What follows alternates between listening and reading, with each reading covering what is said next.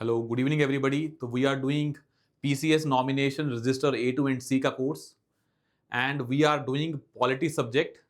इससे पहले हमने साइंस का सिलेबस कंप्लीट किया है and now we are doing polity. और हम लास्ट क्लास में कर रहे थे पार्लियामेंट का topic. In the last two classes we discuss about the जो पार्लियामेंट में बेसिक टॉपिक्स हैं, लोकसभा, राज्यसभा, उनकी composition, qualification, disqualifications. And the one important topic was anti-defection law. In the last class we discussed about that. और आज हम discuss करेंगे a very important topic of parliament, that is presiding officers. और जो parliament में main चीज होती है कि कैसे पार्लियामेंट में बिल पास होते हैं, कितने टाइप्स के बिल होते हैं, वो will deal with all those questions in this lecture of parliament. Now let's start with this parliament topic और हम उसको डिस्कस करते हैं. कल हमने खत्म किया था when we discuss about the anti defection law. तो कल हमने किया था anti defection law. I hope वो चीज आपको समझ में आ गई होगी कि हम क्या पढ़ रहे थे एंटी डिफेक्शन लॉ में, कि क्या रीजंस होते हैं डिस्क्वालिफिकेशन के, क्या रीजंस होते हैं डिस्क्वालिफिकेशन के, कौन करता है डिस्क्वालिफिकेशन. ये सारी कहानी हमने पढ़ी थी एंड वी ऑल्सो डिस्कस क्या क्या एक्सेप्शंस होती हैं. आई होप आपको ये याद होगा. 52nd constitutional amendment act and 91st constitutional amendment act. With this we ended our last class. आज हम पढ़ेंगे a very important topic, that is presiding officers of parliament. उसको डिस्कस करते हैं. Presiding officers of parliament. तो इसकी कहानी को हम स्टार्ट करते हैं. क्या है ये? अब जब हम प्रिजाइडिंग ऑफिसर पढ़ रहे हैं, आई टोल्ड यू कि दो हाउसेस होते हैं. उन दोनों हाउसेस को जो हेड करते हैं वो होते हैं प्रिजाइडिंग ऑफिसर्स. जैसे एक लोकसभा है और एक राज्यसभा है, दोनों के प्रिजाइडिंग ऑफिसर होंगे. In Lok Sabha we call the presiding officer as speaker और राज्यसभा में उसको बोलते हैं चेयरमैन. यहाँ स्पीकर होता है और यहाँ क्या होता है? Chairman. Chairman of Rajya Sabha and speaker of Lok Sabha presiding officers होते हैं. और ना एक चीज़ बड़ी इंपॉर्टेंट है, जब भी आप पॉलिटी के क्वेश्चंस पढ़ रहे हैं, मैं आपको इन जनरल ये सूत्र बता देता हूँ. हम जो भी एनालिसिस कर रहे हैं पॉलिटी में, जो भी लॉजिक हम समझ रहे हैं, आपको जब पेपर में स्टेटमेंट्स आएंगी, आपको वो लॉजिक्स के बेसिस पे स्टेटमेंट समझनी है. क्योंकि जो लॉजिक्स हैं, अगर वो स्टेटमेंट इलॉजिकल हुई एज पर द लॉजिक जो हमने डिस्कस किए हैं, तो वो स्टेटमेंट गलत हो जाएगी. फैक्ट्स तो आप पढ़ ही रहे हो, पर ना हर फैक्ट्स के पीछे कुछ लॉजिक होता है. अगर आपने वो लॉजिक समझ लिया, फिर चीज़ें आसान हो जाती हैं. तो फॉर दैट आपको ये लॉजिक्स नहीं भूलने हैं. लेट्स सपोज हमारे पॉलिटी के 15 या 17 लेक्चर होंगे, जितने भी होंगे, 15, 16, 17 जितने भी लेक्चर्स हैं, हमने इन लेक्चर्स में रोज घंटा, सवा घंटा, 1.5 घंटा लॉजिक ही डिस्कस किए हैं. फैक्ट्स तो मैं बता ही रहा हूँ, उनके पीछे लॉजिक क्या है वो हम समझ रहे हैं. तो अगर आपको लॉजिक समझ में आ गए तो फिर स्टेटमेंट सॉल्व करना ईजी हो जाएगा. तो इस चीज को समझना है while you are marking your options correct और इनकरेक्ट. इनफैक्ट वो करेक्ट और इनकरेक्ट नहीं है, तो आपको ये देखना है वो लॉजिकल है या नहीं है, लॉजिकल है या इलॉजिकल है. ये एस्पेक्ट आपको देखना है.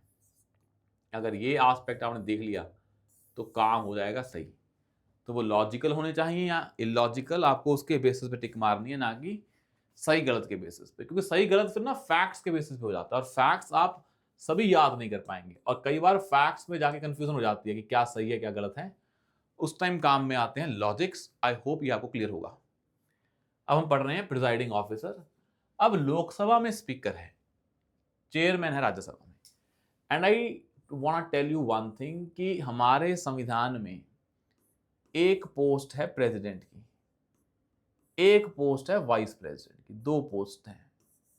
इनफैक्ट जो हमारा वाइस प्रेसिडेंट है, इसका अपना कोई काम नहीं है, ये दो काम कर सकता है. तभी हमने क्या बनाया है?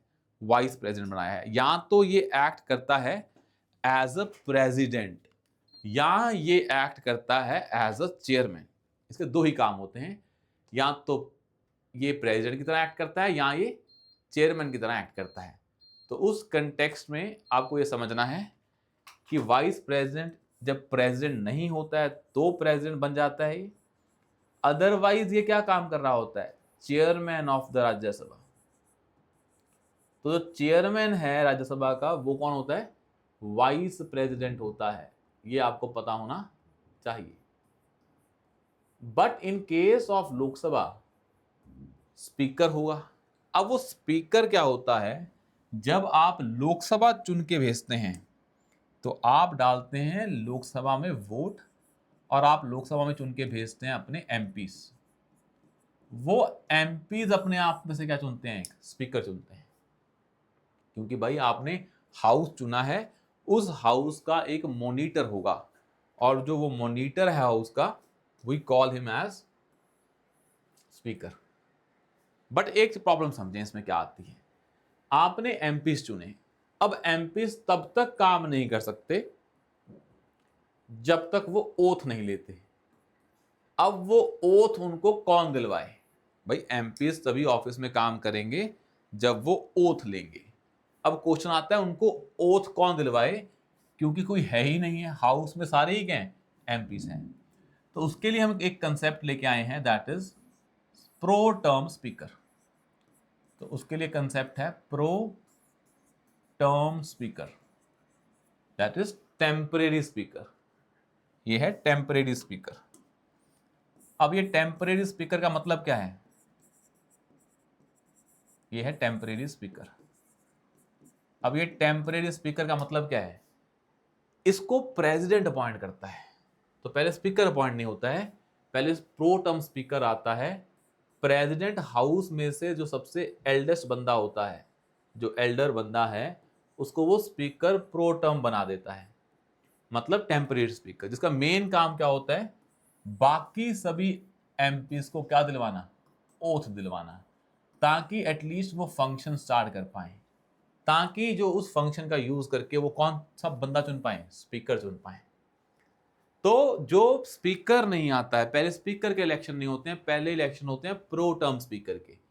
प्रो टर्म स्पीकर का मतलब है टेम्परेरी स्पीकर, जिसको कौन अपॉइंट करता है, प्रेसिडेंट, उसके इलेक्शन नहीं होते हैं। और एज पर कन्वेंशन जो भी एल्डेस्ट बंदा होता है प्रेसिडेंट, उसको क्या बना देता है, स्पीकर प्रो टर्म, जो कि जिसका कि मेन काम होता है कि जो बाकी एमपीज हैं उनको क्या दिलवाए, ओथ दिलवाए। अब जब उनको ओथ दिलवा देते हैं तो वो एमपीज काम करने लायक हो जाते हैं। और पहला काम क्या करते हैं वो, first thing that these MPs do is the election of the speaker. मतलब speaker is elected by the house itself by simple majority. तो वो सिंपल मेजॉरिटी से स्पीकर इलेक्ट कर देते हैं। अब बात आती है कि जो हमारा स्पीकर है वो तो सिंपल मेजॉरिटी से इलेक्ट हो रहा है, हाँ जी बिल्कुल हो रहा है, पर इसकी डेट कौन डिसाइड कर रहा है, प्रेसिडेंट डिसाइड करता है। तो स्पीकर के इलेक्शन की डेट कौन डिसाइड करता है, प्रेसिडेंट। तो दो चीजें हैं, स्पीकर की election date is decided by the president, but speaker is elected by the house itself, उसके लिए इलेक्शन होते हैं। अब ये स्पीकर सारे काम करेगा, फिर जब स्पीकर बैठेगा फिर हाउस पूरा फंक्शनल हो जाएगा। और स्पीकर प्रोटम बड़ा ही टेम्परेरी होता है, जैसे ही स्पीकर आता है स्पीकर प्रोटम क्या हो जाता है, खत्म। मतलब स्पीकर प्रोटम का काम क्या है कि पहले एमपीज को वोट दिलवाना ताकि एमपीज वोट डाल के स्पीकर चुन पाए। जैसे ही स्पीकर चुना जाता है स्पीकर प्रोटम खत्म हो जाता है। यह है स्पीकर की कहानी। मतलब जो आपको एक समझ में आया कि जो स्पीकर है वो हाउस का ही बंदा है, speaker is the member of the house, वो हाउस से ही बना है स्पीकर, तो speaker is the member of the house. ये क्लियर होना चाहिए। जो चेयरमैन ऑफ राज्यसभा है वो मेंबर ऑफ द राज्यसभा नहीं होता है, वो चेयरमैन वाइस प्रेसिडेंट होता है, और चेयरमैन अगर वाइस प्रेसिडेंट है तो वो हाउस का मेंबर हो ही नहीं सकता है। यह है स्पीकर और चेयरमैन में डिफरेंस। मतलब चेयरमैन वाइस प्रेसिडेंट है और वाइस प्रेसिडेंट के इलेक्शन में कौन पार्टिसिपेट करता है, वो इलेक्शन अलग तरीके से होते हैं जिसमें MPs of Lok Sabha and Rajya Sabha participate करते हैं। I have told you that in the previous classes, वो अलग चीज है। स्पीकर को हाउस चुनता है और वाइस प्रेसिडेंट को एमपी चुनते हैं लोकसभा और राज्यसभा की। अब बात आती है कि स्पीकर तो बन गया है, अगर स्पीकर ना हो तो क्या करें, या चेयरमैन ना हो तो क्या करें, ये समझते हैं। पर आपको अभी तक ये समझ में आया कि दो पोस्टें हैं, एक है स्पीकर ऑफ लोकसभा और एक है चेयरमैन ऑफ राज्यसभा। ये आपको क्लियर है, स्पीकर ऑफ लोकसभा और एक है चेयरमैन ऑफ राज्यसभा। ये दो कहानियां हैं।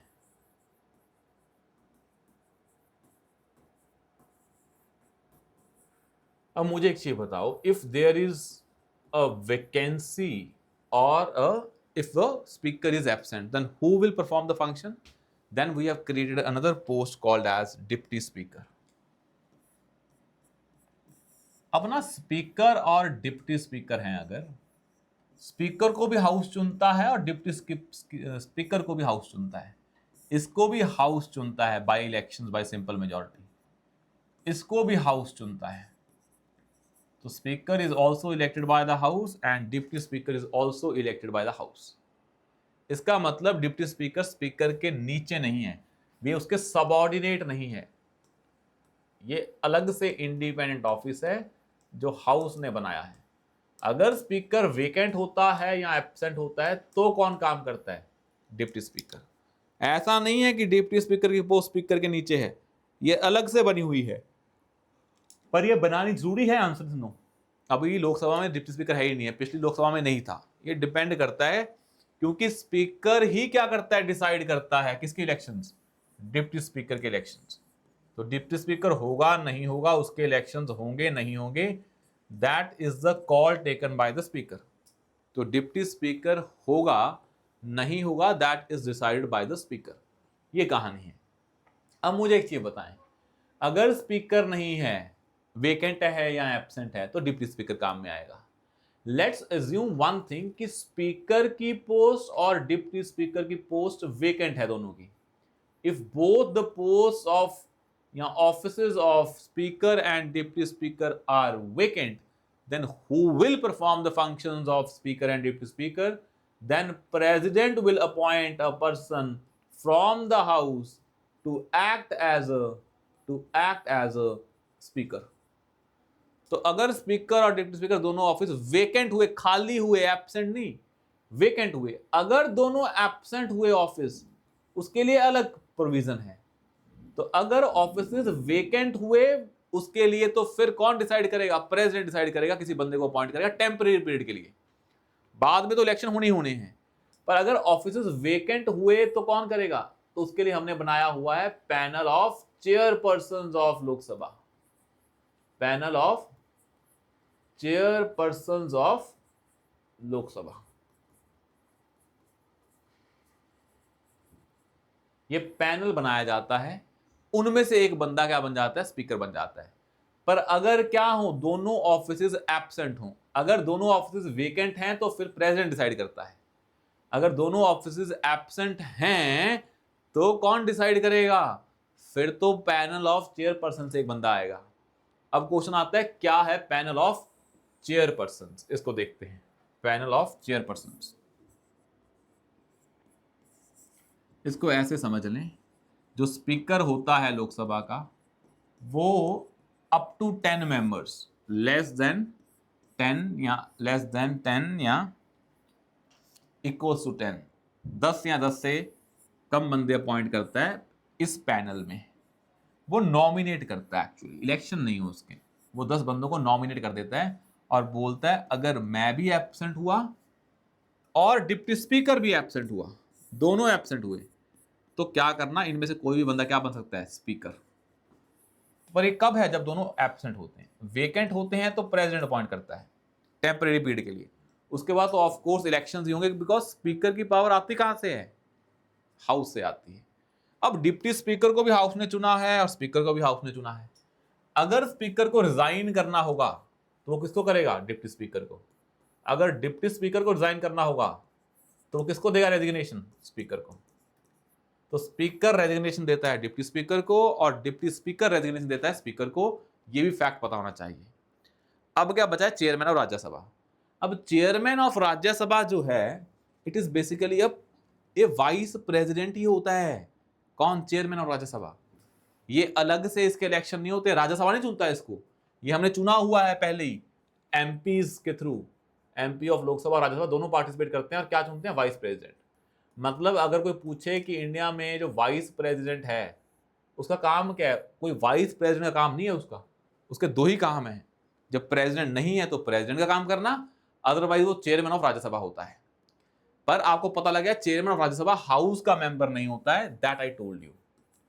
हाउस का मेंबर नहीं होता, जैसे स्पीकर होता है, स्पीकर तो हाउस का बंदा ही बनता है, चेयरमैन वो बनता है जो हाउस का मेंबर ना हो। अब हम देखते हैं कि भाई फिर डिप्टी चेयरमैन कौन होता है, उसको समझते हैं। कौन होता है डिप्टी चेयरमैन? ये फैक्ट्स आपके सामने लिख दिए हैं। अब देखते हैं डिप्टी चेयरमैन। सिंपल सी कहानी है भाई। चेयरमैन और डिप्टी चेयरमैन जैसे स्पीकर और डिप्टी स्पीकर होते हैं, चेयरमैन और डिप्टी चेयरमैन, और जैसे स्पीकर और डिप्टी स्पीकर होते हैं।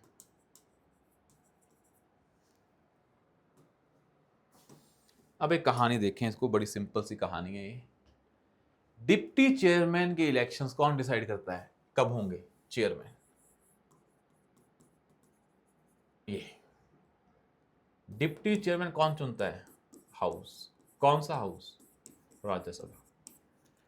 अगर चेयरमैन नहीं होता है तो उसका काम कौन करता है? Deputy chairman.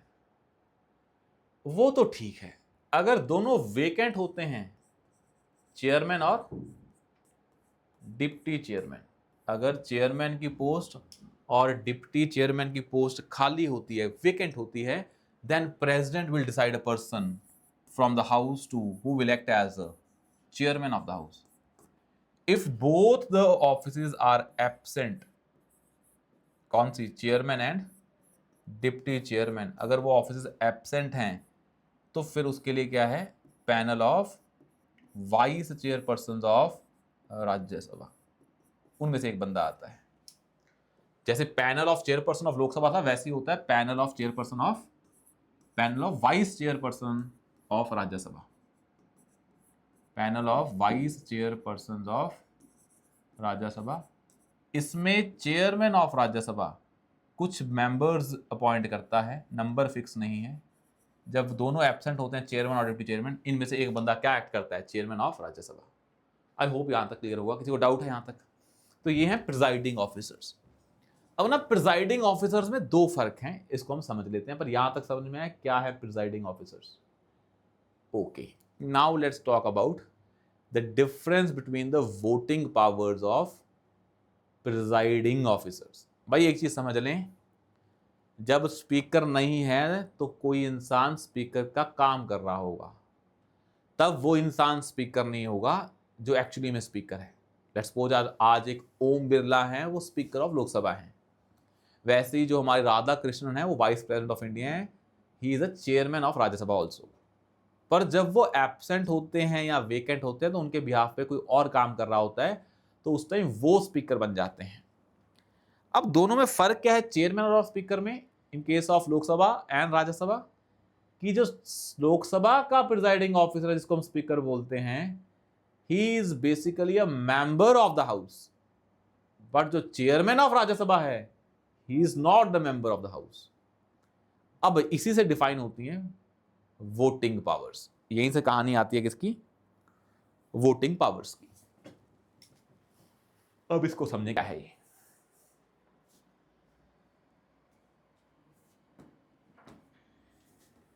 जब स्पीकर हाउस को चला रहा होगा तो हाउस में बहुत सारे बिल्स पास होंगे। हाउस का काम क्या है भाई? पार्लियामेंट का मेन काम क्या है अगर मैं आपसे पूछूं तो पहला तो एक काम है इसका, क्या बनाना? लॉ बनाना। तो पार्लियामेंट का एक काम है क्या बनाना? लॉ बनाना। तो पहला काम है लॉ मेकिंग।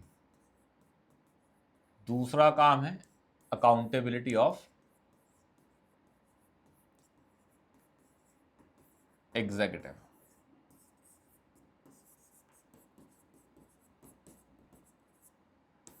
तीसरा काम है पार्लियामेंट अपने आप में से क्या चुनती है? सरकार, तो फॉर्मेशन ऑफ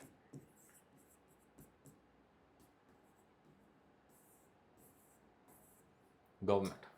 तो पार्लियामेंट के 3 काम हैं, लॉ मेकिंग का काम है, अकाउंटेबिलिटी ऑफ एग्जीक्यूटिव है इसका काम, फॉर्मेशन ऑफ गवर्नमेंट है इसका काम। ठीक है, अब जब कोई भी बिल पास होगा लॉ मेकिंग, या मान लो लोकसभा में काम क्या होता है, कोई भी मोशन पास हो रही है। भाई मोशन का मतलब है जो हाउस है वहां मेंबर्स कुछ ना कुछ काम करेंगे। जब वो काम कर रहे होंगे तो वो मोशंस पास करेंगे कि मुझे ये करना है, मेरे को ये टॉपिक डिस्कस करना है, इस पे वोट होनी चाहिए, ये क्वेश्चन पूछना है। तो वहां पे क्या होते हैं, मोशंस पास होते हैं, या हाउस बताता है कि हम क्या सोचते हैं, तो उनका रेजोल्यूशन होता है, या नोटिस इशू करते हैं अलग अलग टाइप के। मतलब कहने का मतलब ये है, जब हाउस काम करता है तो उसमें मोशंस पास होती हैं। मोशन का मतलब आप ये समझ लें, जब भी कुछ करना होता है तो हाउस से परमिशन लेनी पड़ती है, लीव ऑफ द हाउस। और जो करना होता है उसके लिए मोशंस, रेजोल्यूशंस और नोटिस पास करने होते हैं। क्योंकि जब हाउस चल रहा है तो लोग ऐसे नहीं कुछ भी बोलते रहेंगे, पहले परमिशन लेनी पड़ती है और लोग नए नए मुद्दे उठाते हैं। मान लो कोई मोशन पास करनी हो सरकार को गिराने के लिए, तो नो कॉन्फिडेंस मोशन है। अगर किसी मंत्री से कुछ गुस्सा हो, नाराजगी हो, तो कॉलिंग अटेंशन मोशन पास की जाती है, दिखाने के लिए कि हमें किसी मंत्री की पॉलिसी से गुस्सा है। मान लो पेपर लीक हुआ तो हाउस ने मोशन पास की, कॉलिंग अटेंशन मोशन। क्या अटेंशन करनी है, सी कि भाई पेपर लीक हो रहे हैं, ताकि जो एजुकेशन मिनिस्टर है उन पर क्वेश्चन क्रिएट किए जा सकें। तो हर काम के लिए मोशंस पास करने पड़ते हैं। बस ये समझ लें, हाउस को चलाना है तो चलाने के लिए लोग अपनी बातें रखेंगे। बातें रखने के तरीके हैं, उसे बोल देते हैं bills, motions, resolutions and notices. अब ये सारा जो काम है इस पे वोटिंग होती होगी। अगर हाउस मेजॉरिटी से मानेगा, कौन सी मेजॉरिटी से मानता है हमेशा, कौन सी मेजॉरिटी होती है, फंक्शनल मेजॉरिटी। कौन सी मेजॉरिटी होती है फंक्शनल मेजॉरिटी, सिंपल मेजॉरिटी। तो हमने पढ़ा था ना कि there is one majority called as simple majority, and simple majority is also called as functional majority.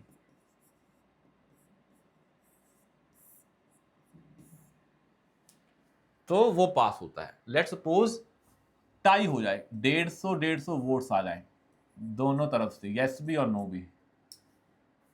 Let's suppose किसी मोशन, रेजोल्यूशन या बिल पे वोटिंग हो और वोट्स टाई हो जाएं, 150 वोट्स होगी मान ली। उस दिन 300 बंदे आए थे वोट डालने के लिए, 100 ने बोला यस, 150 ने बोला no.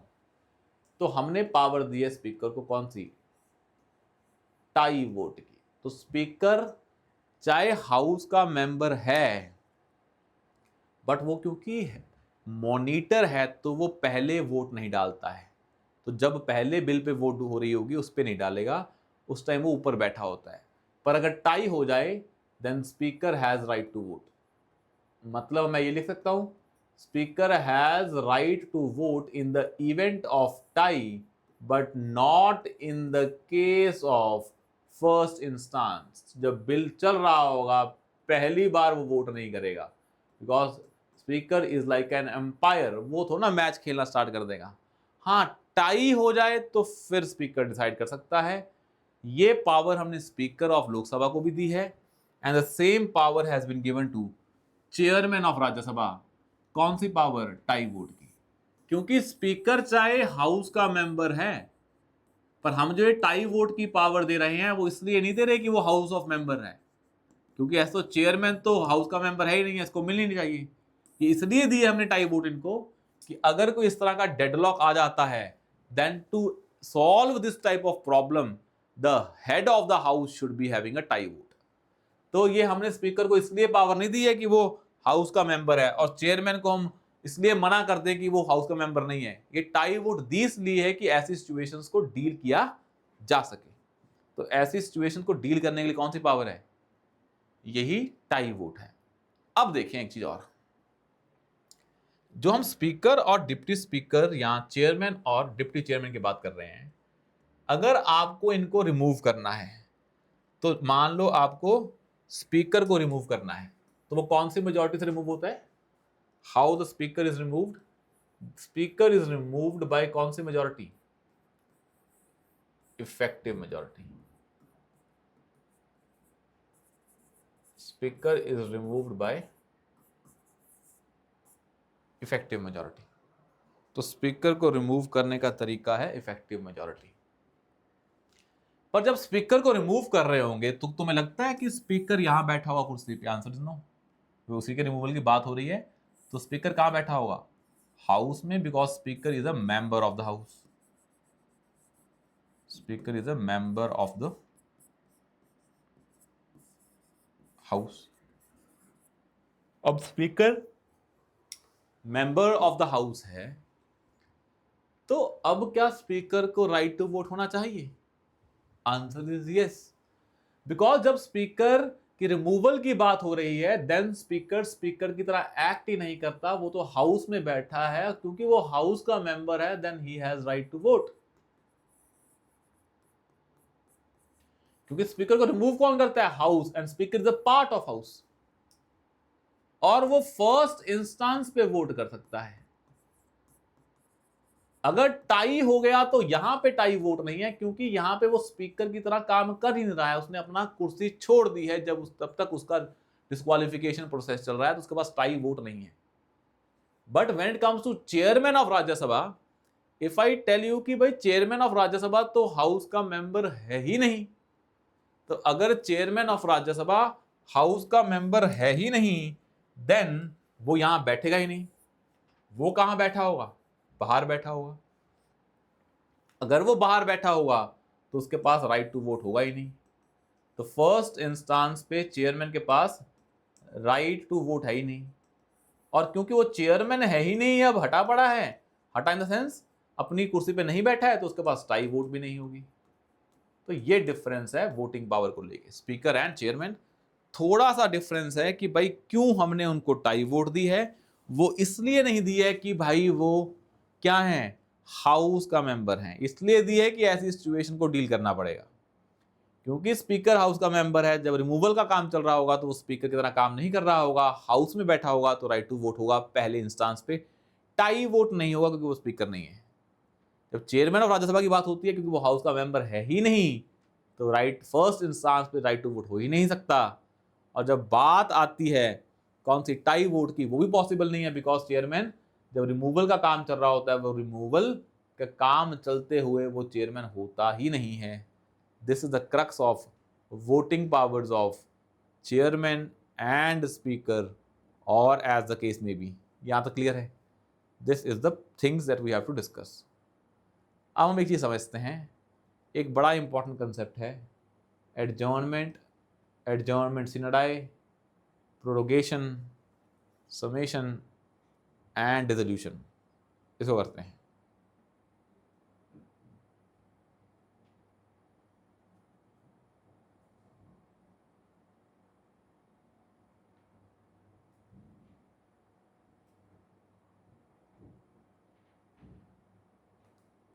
Let's talk about a very important concept, that is जो स्पीकर्स का आइडिया है वो हमने कर लिया है।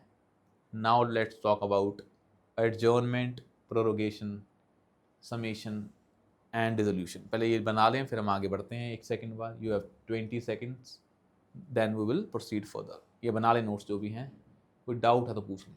सिंपल सा है, बस वो टर्म्स डिस्कस करनी है जो हम करना चाह रहे हैं, फिर पढ़ेंगे बिल कैसे पास होता है।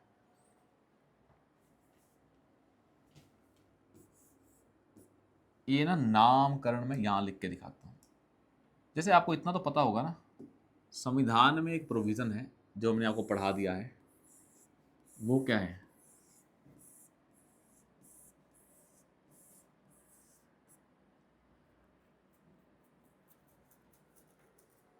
कि there should not be a maximum, या there should be a maximum gap of 6 months between 2 sessions.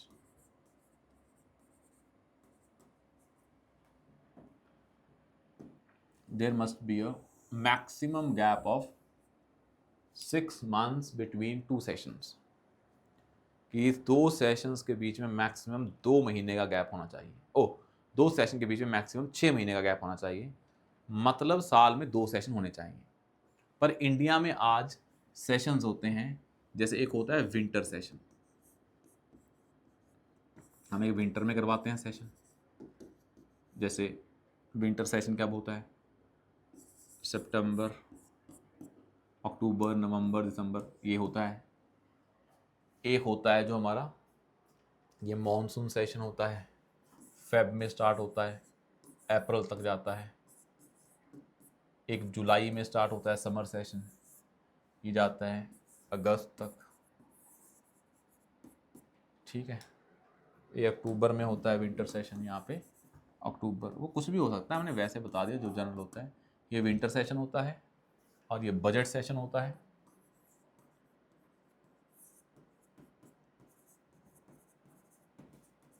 और ये क्या होता है? समर सेशन होता है।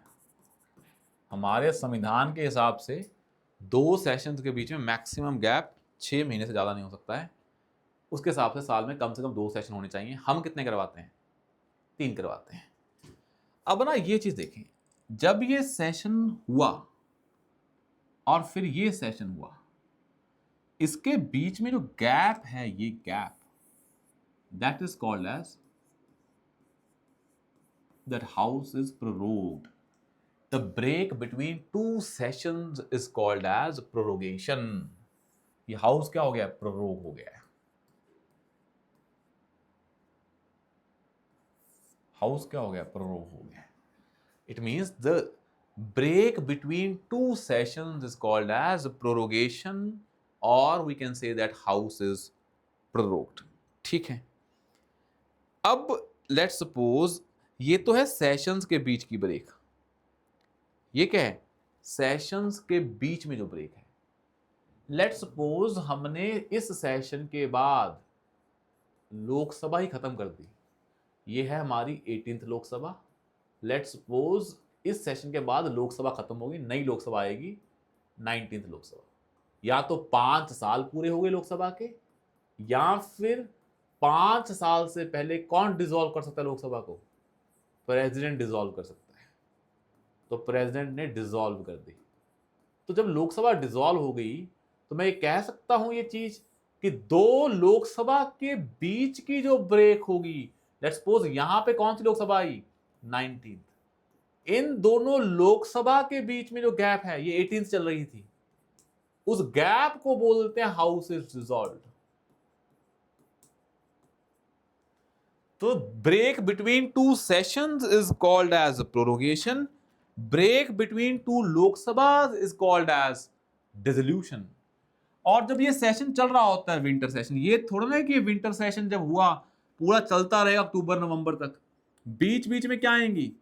छुट्टियां आएंगी, ब्रेक्स आएंगी, and these breaks are called as adjournment.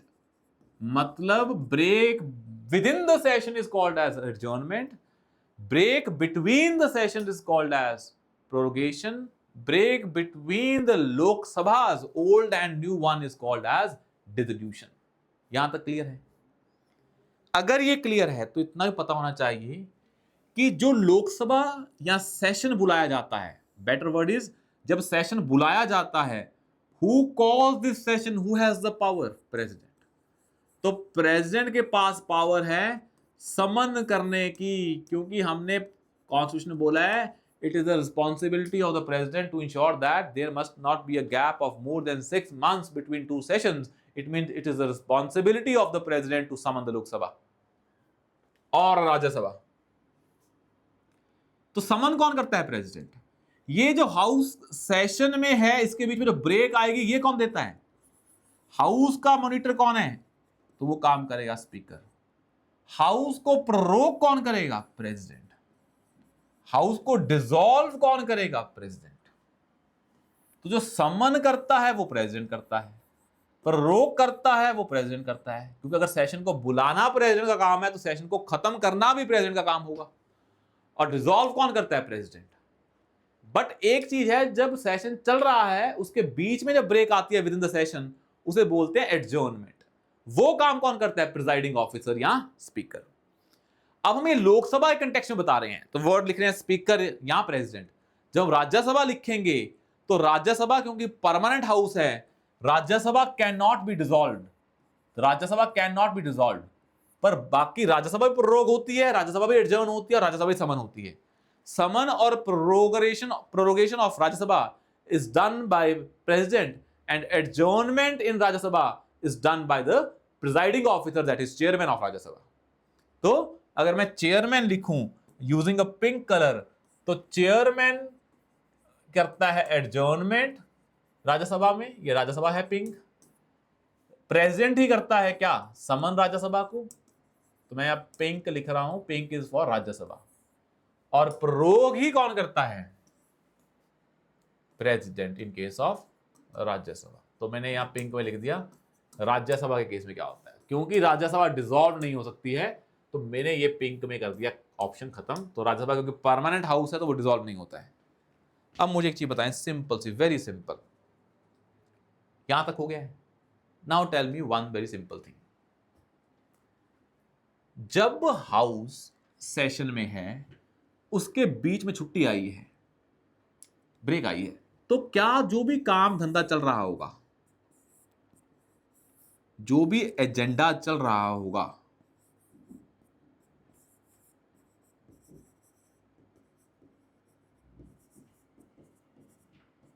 क्या उस पर इंपैक्ट पड़ेगा, नहीं। जब हाउस एडजर्न होता है तो जो भी चीज हाउस में है सब वैसे की वैसे रहती है। आप ऐसे समझ लें, जब आप मूवी के बीच में इंटरवल आता है, बस मूवी चल रही होती है, क्या कुछ ऐसा होता है कि नहीं भाई मूवी बीच में रुक गई, मूवी चेंज कर दी, नहीं। जब ब्रेक आती है, इंटरवल आता है, तो काम वहीं से स्टार्ट होता है जहां पे खत्म हुआ था। तो मूवी जहां खत्म होती है वहीं से स्टार्ट होती है ना। तो वैसे लोकसभा जहां से खत्म हुई थी या राज्यसभा जहां से खत्म हुई थी, खत्म मतलब ब्रेक आई थी विद इन द सेशन, वहीं से स्टार्ट होती है। तो जब एडजर्नमेंट की बात हो रही है, मतलब लोकसभा छुट्टी पे गई थी विद इन अ सेशन, काम पे कोई इंपैक्ट नहीं पड़ता है। अब लोकसभा जब डिसॉल्व हो जाती है, क्योंकि जो 18वीं लोकसभा है, लेट्स सपोज, वहां विल ऑफ पीपल है, ये 18th लोकसभा मतलब will of people of that Lok Sabha. जब 19th आएगी तो वहां विल ऑफ पीपल चेंज होगा ना, क्योंकि नए लोग आएंगे, नए मंत्री बनेंगे। तो जब लोकसभा डिसॉल्व होती है, नहीं आती है, तो विल ऑफ पीपल चेंज हो गया है। तो जब डिसॉल्व होती है तो सारा काम खत्म हो जाता है, सारा पेंडिंग काम खत्म हो जाता है। पर वो किससे एसोसिएटेड होना चाहिए, लोकसभा से। तो जब लोकसभा डिसॉल्व होती है तो लोकसभा से भी जो एसोसिएटेड काम है सब खत्म हो जाता है। जब प्ररोग करते हैं, तो जब आपने सेशन खत्म कर दिया और नया सेशन आएगा, अब सेशन खत्म तो एजेंडा ऑफ सेशन खत्म, तो सारा जो एजेंडा ऑफ सेशन खत्म है, तो उस एजेंडा ऑफ सेशन वाली चीजें खत्म हो जाती हैं, बाकी रहती हैं। बस ये समझ लें, जो नोटिसेस होते हैं उस सेशन में काम करने के लिए वो खत्म हो जाते हैं, बाकी बिजनेस वैसे के वैसे ही चलता रहता है। तो इन शॉर्ट ये समझ लें, जब एडजॉर्नमेंट हुई है इसका मतलब क्या है, विद इन सेशन ब्रेक आई है। वो ब्रेक का मतलब कोई इंपैक्ट नहीं पड़ेगा, क्योंकि सेशन में ब्रेक आई है, सेशन जैसे ही आएगा वही सेशन दोबारा, काम वही चलता रहेगा, क्योंकि एक सेशन का एजेंडा है, वही सेशन चल रहा है, उस पर इंपैक्ट नहीं पड़ेगा, बस ब्रेक आई थी। जब सेशंस के बीच में ब्रेक आती है तो एजेंडा ऑफ सेशन चेंज हो जाता है। तो जो भी चीजें उस सेशन से एसोसिएटेड हैं, क्योंकि वो सेशन खत्म हो गया है, तो वो चीजें भी खत्म हो जाएंगी। तो इसमें क्या होता है, सिर्फ जो नोटिसेस होते हैं उस सेशन से एसोसिएटेड वो खत्म हो जाते हैं। तो किस पे इंपैक्ट आता है, नोटिसेस पे। किस पे इंपैक्ट नहीं आता है, बिल्स पे कोई इंपैक्ट नहीं आएगा, क्योंकि बिल है वो सेशन के नहीं है, बिल उस लोकसभा के हैं, 18th लोकसभा के। जब तक वो लोकसभा रहेगी, लोगों का विल रहेगा, जो विल रहेगा तो वो बिल भी रहेगा। जब लोकसभा चेंज हो गई है 18th से 19th लोकसभा, अब क्योंकि विल ऑफ पीपल चेंज हो गया है, तो सारा काम खत्म हो जाएगा, जो भी काम लोकसभा से एसोसिएटेड है। आया यहां तक समझ में। अब एक वर्ड और है, जैसे हमने आपको बताया, एक होता है एडजर्नमेंट और एक होता है एडजर्नमेंट सिनेडाई। यहां तक हम आपको बता चुके हैं। क्या होता है सिनेडाई, ये बता देते हैं। मैंने आपको बताया एडजर्नमेंट क्या होती है, जब आप सेशंस के बीच में ब्रेक लेते हैं, ये है एडजर्नमेंट। जब स्पीकर क्योंकि एडजर्न करता है लोकसभा को, जब एडजर्न नॉर्मली हो तो बताया जाता है next time when we will meet, अगर नॉर्मल एडजर्नमेंट है। अगर एडजर्नमेंट सिनेडाई है, अगर adjournment is a sine die adjournment, तो इसमें क्या होता है, टाइम नहीं बताया जाता है कब मिलेंगे। जनरली क्या होता है, जब स्पीकर को लगता है कि सेशन का एजेंडा पूरा हो गया, तो वह हाउस को एडजर्न कर देता है सिनेडाई। कब मिलेंगे उसे नहीं पता है, क्योंकि सेशन अब खत्म हो गया है तो शायद नहीं मिलना पड़े। प्रेसिडेंट को इंडिकेशन मिल जाती है कि अब सेशन का काम खत्म हो गया है, वो हाउस को प्रोरोग कर देता है। ये जनरली इसलिए एडजर्नमेंट सिनेडाई होती है। नॉर्मली भी हो सकती है, स्पीकर बोले पता नहीं कब मिलेंगे, बाद में बुला ले, पर कुछ भी हो, हाउस को एडजर्न स्पीकर करता है। अगर मान लो स्पीकर ने हाउस एडजर्न ही नहीं किया है, प्रेसिडेंट प्रोरोग तो कोई मर्जी कर सकता है। पर जनरली क्या होता है, जो प्रेसिडेंट होता है वो भी गवर्नमेंट का होता है और स्पीकर भी गवर्नमेंट का होता है, तो दिन के दोनों मिलके काम करते हैं कि भाई मेरा काम खत्म हो गया है तो मैं हाउस को एडजर्न कर रहा हूं सिनेडाई, आप इसको समझ लेना और आप हाउस को प्रोरोग कर देना। इसके बिना भी हाउस को प्रोरोग किया जा सकता है, बस ये प्रोसेस चलता है ऐसे इन जनरल, क्योंकि प्रेसिडेंट जब चाहे सेशन को खत्म कर सकता है, प्रेसिडेंट जब चाहे हाउस को खत्म कर सकता है, डिसॉल्व कर सकता है। वो तो हम जनरली करते नहीं है, हम क्या करते हैं, एडजर्न करता है स्पीकर, फिर वो करता है एडजर्न सिनेडाई, जब सेशन का एजेंडा खत्म हो जाता है फिर प्रेसिडेंट करता है प्रोरोग, ऐसे ही काम चलता रहता है। अब आता है एक वर्ड कि भाई जब आप हाउस को डिसॉल्व करते हो तो सारा काम खत्म हो जाता है, जो किससे एसोसिएटेड है, लोकसभा से एसोसिएटेड है। पर जो बिल्स हैं, जो बिल्स लोकसभा से एसोसिएटेड होंगे, सिर्फ उन पे ही इंपैक्ट आएगा। भाई इसको मैं थोड़ा सा जूम कर देता हूं, ये देख लें, ये दिख रहा है ना। अब मैंने बताया कि जब हाउस डिसॉल्व होगा, when the house is dissolved, तो उन चीजों पे इंपैक्ट पड़ेगा जो लोकसभा से एसोसिएटेड है। तो लेट्स सपोज जो भी काम पेंडिंग पड़ा लोकसभा में सब खत्म हो जाता है, और बिल्स वो वाले खत्म होंगे जो किससे एसोसिएटेड हैं, लोकसभा से। अब हम देख लेते हैं कौन कौन से बिल्स खत्म होते हैं और कौन कौन से बिल्स खत्म नहीं होते हैं। लेट्स सी दैट, इसको देख लो कि कौन कौन से बिल्स खत्म होते हैं और कौन कौन से बिल्स खत्म नहीं होते हैं। इसको ऐसे समझें, लोकसभा है और राज्यसभा है। लेट्स सपोज कोई भी बिल अगर वो दोनों हाउसेस ने पास नहीं किया, अभी कोई भी बिल जो दोनों हाउसेस ने अभी पास नहीं किया है और उस बिल में लोकसभा का आज भी कोई लिंक है, वो बिल खत्म हो जाएगा। जो बिल अभी पास नहीं हुआ है दोनों हाउसेस के द्वारा, पर उसमें लोकसभा का कोई भी इन्वॉल्वमेंट है, वो खत्म हो जाएगा। जो बिल दोनों ने पास कर दिया है उस पर इंपैक्ट नहीं पड़ेगा, चाहे वो प्रेसिडेंट ने पास किया हो, प्रेसिडेंट ने दोबारा भेजा हो, प्रेसिडेंट ने कुछ भी किया हो। मतलब अगर मैं शॉर्ट में बोलूं, अगर बिल दोनों हाउसेस ने पास नहीं किया है, दोनों हाउसेस ने पास, और उसमें किसका इन्वॉल्वमेंट है, लोकसभा का, वो बिल डिसॉल्व हो जाता है।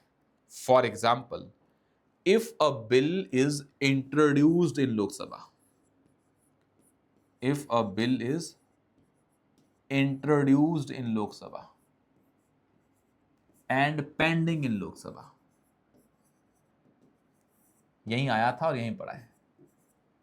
जो बिल लोकसभा में इंट्रोड्यूस हुआ और लोकसभा में ही पेंडिंग पड़ा है, क्या ये बिल दोनों हाउस ने पास कर दिया? Answer is no. क्या इस बिल पे लोकसभा का कोई टच है? बिल्कुल। तो बिल क्या हो जाएगा, खत्म हो जाएगा। If a bill is passed by Lok Sabha and pending in Rajya Sabha, bill passed by Lok Sabha and pending in Rajya Sabha, क्या ये बिल पास हुआ है अभी दोनों हाउस के द्वारा? Answer is no. क्या इस बिल पे लोकसभा का कोई छाप है? बिल्कुल है, क्योंकि वो उसने पास किया है। ये बिल भी क्या हो जाएगा, खत्म हो जाएगा। एक है केस वन मोर थिंग, इसको मैं इधर कर देता हूं छोटा। एक और केस है, लेट्स सपोज कि जो बिल है वो राज्यसभा ने पास किया और वो बिल कहां पेंडिंग पड़ा है? लोकसभा में। क्या वो लैप्स होगा? भाई क्योंकि ये बिल दोनों हाउसेस ने पास नहीं किया है और इस बिल पे किसकी छाप है? अभी लोकसभा की है, ये भी लैप्स हो जाएगा।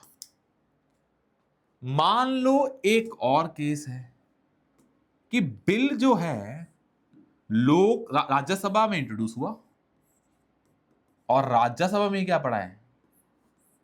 Pending in Rajya Sabha. क्या ये बिल पास हुआ? नहीं, दोनों हाउसेस के द्वारा। क्या लोकसभा, इसमें कोई लोकसभा की छाप है? अभी तक तो है ही नहीं है, तो ये बिल एग्जिस्ट करेगा, लैप्स नहीं होगा, ये चलता पड़ा रहेगा। अगर बिल दोनों हाउसेस ने पास कर दिया है और किसके पास पड़ा है पेंडिंग? प्रेसिडेंट के पास, तो क्या ये बिल दोनों हाउसेस ने पास कर दिया? यस, तो ये लैप्स नहीं होगा, ये चलता रहेगा। क्रॉस का मतलब है खत्म हो जाएगा, टिक का मतलब है चलता रहेगा।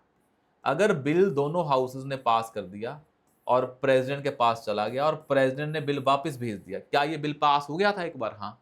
किसने वापस भेजा है? प्रेसिडेंट ने। तो क्या बिल पास हो गया? हाँ। तो क्या लैप्स होगा? ना, चलता रहेगा। अगर लोकसभा और राज्यसभा में डेडलॉक हो जाए, क्या होता है डेडलॉक मैं बताता हूं, पर अगर मान लो लोकसभा और राज्यसभा में कोई डेडलॉक हो जाए, मतलब बिल पास ना हो रहा हो और प्रेसिडेंट ने क्या डिक्लेयर कर दी हो? Joint sitting. क्या होती है अभी बताता हूं। और प्रेसिडेंट क्या करे? जॉइंट सिटिंग डिक्लेयर कर दे 108 आर्टिकल के अंदर। बिल दोनों ने पास नहीं किया, दोनों में डिसएग्रीमेंट हो गया, पर प्रेसिडेंट ने कहां भेज दिया? वो जॉइंट सिटिंग में। अब जॉइंट सिटिंग तो होके रहेगी क्योंकि बिल में अब जॉइंट सिटिंग बुला ली है प्रेसिडेंट ने, अब नई लोकसभा आएगी, उस जॉइंट सिटिंग में बैठेगी। ये क्या होती है जॉइंट सिटिंग अभी बताता हूं, पर आपको यहां तक समझ में आया कि कौन से बिल लैप्स हो जाएंगे और कौन से नहीं होंगे। अगर ये नहीं आया तो अभी बताता हूं, लास्ट वाला। यहां तक क्लियर है? अभी बताते हैं कि अगर जॉइंट सिटिंग बुला ली है प्रेसिडेंट ने, अगर हाउसेस में डेडलॉक हो गया है, तो वो बिल लैप्स नहीं होगा। क्या होती है जॉइंट सिटिंग, क्या होता है डेडलॉक, अभी बताता हूं। पर यहां तक समझ में आया कि अगर डेडलॉक हो जाए और प्रेसिडेंट क्या बुला ले? Joint sitting. अगर बुला ली है जॉइंट सिटिंग और लोकसभा क्या हो जाए? डिसॉल्व हो जाए, फिर बिल वैसे ही रहता है, जॉइंट सिटिंग उसको डील करेगी, नई लोकसभा आएगी, वहां बैठेगी जॉइंट सिटिंग में, वो डिस्कस करेगी। अब मैं आपको बता देता हूं भाई क्या होती है joint sitting. Let's deal with that.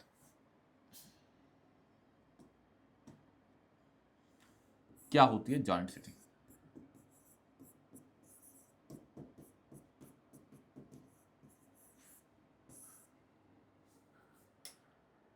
पहले वहां तक क्लियर है आपको जो हमने अभी बताया पिछला? फिर हम पढ़ लेते हैं जॉइंट सिटिंग क्या होती है, कब होती है, कौन करवाता है, ताकि वो लास्ट पॉइंट भी क्लियर हो जाए और ये आइडिया जॉइंट सिटिंग का भी क्लियर हो जाए। हाँ, इसके बाद करेंगे जो पार्लियामेंट में बिल कैसे पास होते हैं, कितने टाइप्स के बिल्स हैं, कैसे कैसे पास होते हैं, प्रेसिडेंट के पास क्या पावर है, सब डिस्कस करेंगे। Money bill, ordinary bill, financial bill type 1, 2 and constitutional amendment bill, सब करेंगे। अगली क्लास वो बिल्स को पास करने की है। बजट कैसे पास होता है, बिल्स कैसे पास होते हैं, सब करेंगे।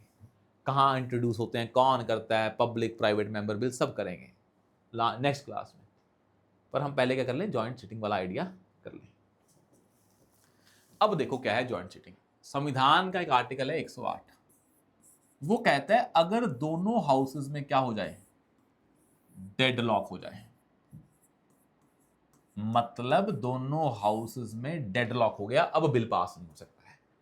तो संविधान बोलता है डेडलॉक का मतलब क्या है, मैं बताता हूं। संविधान ने बताया कि एक मतलब क्या है डेडलॉक का, लोकसभा या राज्यसभा बिल पास कर दे, कोई भी एक, और जिसने किया है उसके अलावा जो दूसरा हाउस होगा वो बिल को मना कर दे। अगर लोकसभा ने बिल को पास कर दिया, राज्यसभा ने मना कर दिया, या राज्यसभा ने पास कर दिया, लोकसभा ने मना कर दिया, क्योंकि अब बिल पास नहीं हो सकता है, तो क्या हो गया है? दोनों हाउसेस में डेडलॉक हो गया है। या लोकसभा बिल पास कर दे या राज्यसभा बिल पास कर दे, दूसरे हाउस के पास जाए और दूसरा हाउस पहले हाउस को बोले कि बिल में ये चेंजेस करो, और पहला हाउस बोले मैं नहीं कर रहा, तो भी क्या हो गया? डेडलॉक हो गया। थर्ड बोलते हैं लोकसभा ने बिल पास किया या राज्यसभा ने पास किया, फिर या राज्यसभा या लोकसभा बिल पे 6 महीने तक कुछ ना बोले तो भी मतलब क्या है, बिल पास नहीं हुआ, डेडलॉक हो गया। तो डेडलॉक का मतलब 3 है कि एक हाउस ने बिल पास किया, दूसरे ने मना कर दिया। एक ने पास किया, दूसरे के पास गया, दूसरे ने बोला ये चेंजेस कर लो पहले को, पहले ने बोला मैं तो नहीं करूंगा, डेडलॉक हो गया। फिर एक ने बिल पास किया, दूसरे के पास गया, दूसरे ने 6 महीने तक इस पे कोई टिप्पणी नहीं की, तो इसका मतलब क्या है, बिल पास नहीं हुआ, डेडलॉक हो गया। इन केसेस में president under article 108 can call a joint sitting. वो जॉइंट सिटिंग में क्या होता है, दोनों बैठते हैं, लोकसभा के बंदे भी और राज्यसभा के बंदे भी, और ये दोनों बंदे बैठते हैं इकट्ठे और पास करते हैं बिल, इसे बोलते हैं जॉइंट सिटिंग।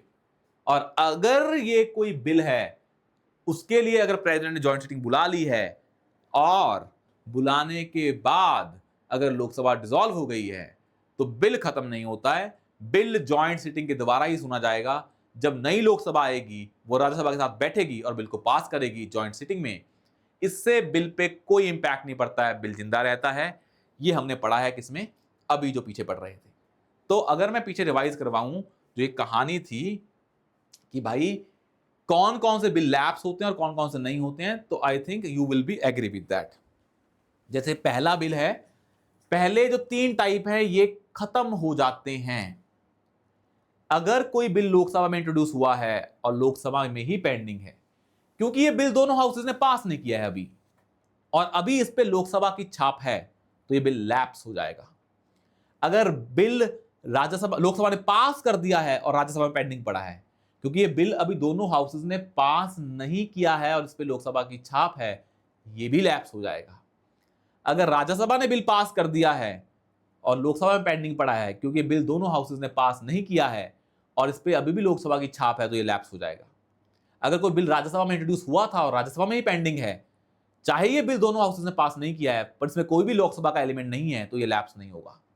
इसके अलावा जो कंडीशन है वो ये हैं, अगर बिल दोनों हाउसेज ने पास कर दिया और प्रेसिडेंट के पास पेंडिंग पड़ा है, वो लैप्स नहीं होगा।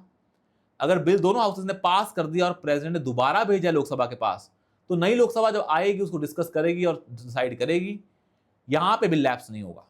और जो एक है कि अगर जॉइंट सिटिंग बुला ली है because of deadlock between 2 houses, और वो जॉइंट सिटिंग बुलाई कब, लोकसभा के डिसॉल्व होने से पहले, देन वो बिल लैप्स नहीं होगा। अगर लैप डिसॉल्व होने के बाद बुलाई है तो लैप्स होगा, अगर पहले बुलाई है तो लैप्स नहीं होगा। और क्यों, क्या होती है जॉइंट सिटिंग, क्या होता है डेडलॉक, क्या होता है आर्टिकल 108, वो we have discuss that thing. यहां तक क्लियर है, यहां तक क्लियर है। और एक हमने आज पढ़ा था the topic of presiding officers, adjournment, prorogation and resolution. यहां तक क्लियर है। अब ना जब आप ये पॉलिटी पढ़ रहे हैं, जैसे हम नेक्स्ट टॉपिक पढ़ेंगे पार्लियामेंट में बिल्स कैसे पास होते हैं और पार्लियामेंट में बजट कैसे पास होता है, ये बड़ा इंपॉर्टेंट टॉपिक है।